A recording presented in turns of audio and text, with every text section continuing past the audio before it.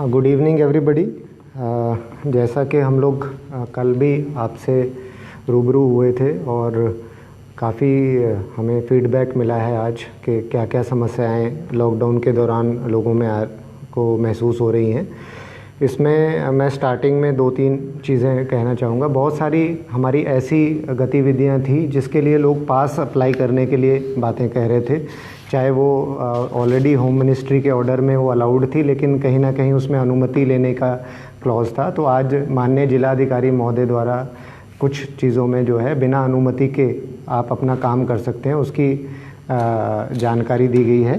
तो इसमें जो है जो बुक्स शॉप्स हैं, जो छात्राओं के शैक्षणिक पुस्तकें हैं, जो बेसिकली जो करिकुलम से रिलेटेड हैं, वो लोग बिना अनुमति के खोल सकते हैं। जो भी मैं कार्रवाइयाँ आपको बता रहा हूँ वो बिना अनुमति के वो कल से खोल सकते हैं। इसमें इलेक्ट्रीशियन, इसमें प्लम्बर, कारपेंटर, पेंटर, उसके बाद पंखे की दुकानें और कोरियर सर्विस, आवश्यक सेवाओं से संबंधित जो ई-कॉमर्स का काम करते हैं, वेल्डर, और इसके साथ साथ मोबाइल रिचार्ज, ये दुकानें जो है ये लोग बिना अनुमति के खोल सकते हैं। काफ़ी सारे पासेस या परमिशंस थी जो हमारे पास आई थी, इसी के संबंध में आई थी। तो आज आपको अवगत कराना है कि इसमें प्रशासन द्वारा जो अनुमति लेने का क्रम में जो है उसको ख़त्म कर दिया गया है। अब ये संबंधित जो ऑर्डर है इसको भी व्हाट्सएप में हम डाल देंगे, फेसबुक पेज पे डाल देंगे, तो आप इसको देख सकते हैं। इसमें एक अभी मोबाइल रिचार्ज ऑर्डर में लिखा नहीं है, लेकिन वो मेरी मौखिक वार्ता डीएम साहब से हो गई है, तो मोबाइल रिचार्ज की दुकानें भी खुल सकती हैं। इसके अलावा अगर आपको संशय है किसी चीज़ में तो उसमें अनुमति लेनी पड़ेगी।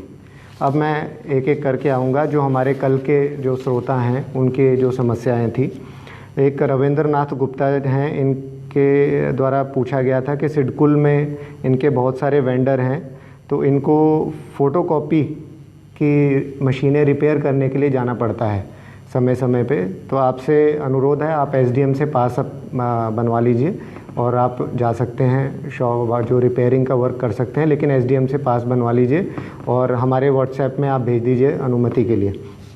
इसके बाद जयदीप नागरा हैं, इनके द्वारा बताया गया है कि मैं खटीमा तहसील का रहने वाला हूं, लेकिन इनके कुछ नेफ्यू, इनके कज़न जो हैं ये पंजाब में फंसे हुए हैं, तो कृपया लॉकडाउन के दौरान आप वहीं रहें। और अगर आपको कोई समस्या आ रही है, सभी के लिए जो हमारे जनपद के रहने वाले हैं और उनको कहीं और समस्या है, रहने खाने की दिक्कत आ रही है, तो हमें बता सकते हैं, लेकिन मूवमेंट नहीं कराया जा सकता है। अगर उनको प्रॉब्लम आ रही है रिलीफ सेंटर में या कहीं पे भी, तो हम आपकी मदद वहाँ उससे संबंधित ज़रूर कराएं। इसके बाद वसीम सिद्दीकी हैं, इन्होंने कहा है कि मुझे कंस्ट्रक्शन का काम करना है जसपुर में। तो देखिए, कंस्ट्रक्शन के काम के लिए आपको अनुमति एसडीएम से लेनी पड़ेगी। उसके बाद रिंकू दियोल हैं, इनकी इलेक्ट्रिकल की रिपेयर शॉप है, तो जैसा मैंने बताया आपकी ऑटोमेटिक अनुमति है, आपको अब लेने की आवश्यकता नहीं है। रईस अहमद ने बताया मेरा ट्रांसपोर्ट का काम है और मैं कंपनी का ऑफ़िस खोलना चाहता हूँ, तो बिना अनुमति के आप अपना ऑफ़िस नहीं खोल सकते। उसके बाद हमारे रोहित चौहान हैं, इनको अपनी मदर के लिए जो है वो लानी है दवाई जॉली ग्रांट से, तो इसमें आपकी मदद की जाएगी या आपको अनुमति दी जाएगी या आपकी दवाई मंगवा के दी जाएगी। जल्द ही आपसे हमारी टीम संपर्क करेगी। पंकज मंडल हैं, इनका कहना है कि मैं उड़ीसा में फंसा हूं और मैं उधम सिंह नगर का रहने वाला हूं। पुनः मैं यही कहना चाहता हूं कि आप जहां पर हैं वहीं रहें, कोई समस्या है तो अवगत कराएं, वहां के प्रशासन से इसके अवगत कराया जाएगा। इसके बाद हमारे साथ जुड़े हैं, इनका कहना है कि मैं ए पॉजिटिव ब्लड डोनेट करना चाहता हूं। ये सभी लोग जो ब्लड डोनेट करना चाहते हैं, एक कृपया गूगल प्ले में जाएंगे और एक ऐप डाउनलोड करेंगे, friends2support.org, friends2support.org।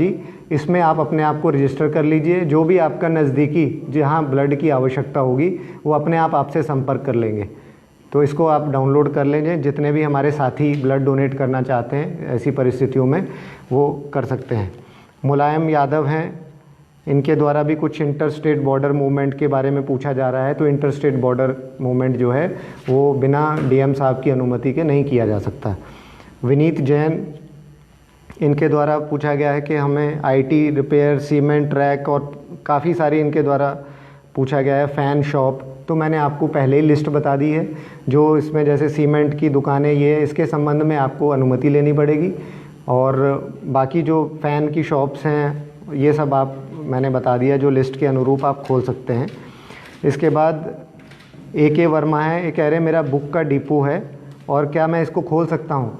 तो मैं पुणे बताऊँगा, दो तीन तरीके की शॉप्स होती हैं इसमें। जैसे कुछ तो होती हैं लेजर रीडिंग की शॉप, कॉफ़ी शॉप में भी किताबें रखी होती हैं लोगों ने, तो वो ख़रीदते हैं लेजर रीडिंग के लिए, उसको यूज़ किया जाता है।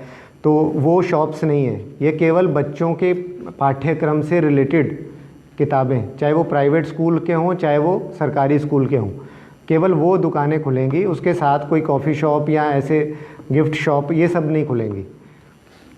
उसके बाद हमारे साथ रहसान अंसारी हैं, ये पश्चिमी चंपारण ज़िले में जो है, ये कह रहे हैं कि मैं वहाँ से वापस नहीं आ पा रहा हूँ। पुनः मैं कहूँगा कि लॉकडाउन तक वहाँ रहें, कोई समस्या है तो हमें अवगत कराएं। तो ये साथियों काफ़ी लोगों ने एक क्वेरी की थी। मोस्ट ऑफ़ दी इंक्वायरीज़ जो थी वो पास के संबंध में थी। जो वर्कर्स थे, जो सेल्फ एम्प्लॉयड लोग हैं, मैंने जैसे आपको लिस्ट डाल दी है, ये मैं फेसबुक पे ऑर्डर अपलोड कर दूँगा, तो ये आप लोग वहाँ देख सकते हैं और आपको पास की आवश्यकता नहीं है। इसके साथ साथ आप मोटरसाइकिल का प्रयोग भी कर सकते हैं अपनी दुकान पर जाने तक। एक सवारी, जैसा भारत सरकार ने कहा है, से एक मोटरसाइकिल पर एक सवारी आप जा सकते हैं। लेकिन पुनः मैं बताऊंगा कि खुलने का समय 7 से 1 है।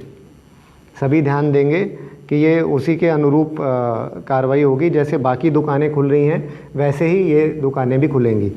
अब मैं कुछ जो चीज़ें हमारे यहाँ और ऑर्डर हुए हैं उन पे मैं क्लैरिटी करूँगा, जो जिला प्रशासन द्वारा जारी किए गए हैं। जो राशन वितरण या फूड पैकेट का वितरण था, उसमें देखा जा रहा था कि काफ़ी लोग जो है उनमें एरिया नहीं बँट पा रहा था प्रॉपरली। तो प्रशासन ने उसमें कल ऑर्डर किया था कि जितने भी लोग हैं वो अपने आप ना बांट के प्रशासन के साथ मिल के बाँटें राशन, ताकि पता चल सके कि राशन कहाँ जा रहा है, ताकि वहाँ फिर सरकारी राशन भी है जो जा रहा है तो उनको पूरा उसका एक डेटा रहे। तो सभी इसमें कुछ प्रतिक्रिया इस तरह से भी आई थी शायद